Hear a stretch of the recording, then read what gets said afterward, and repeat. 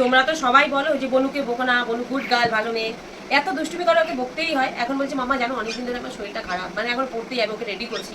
শিনু পাপাকে এখন মানে খাইয়ে টাইয়ে রেডি ফেডি করে তারপরে বাইরে দিলাম, আবার ওকে এনে রেডি করে চুলটুল বেঁধে এখন খাইয়ে পড়তে পারবো, মানে ভিডিও করার সময় নেই।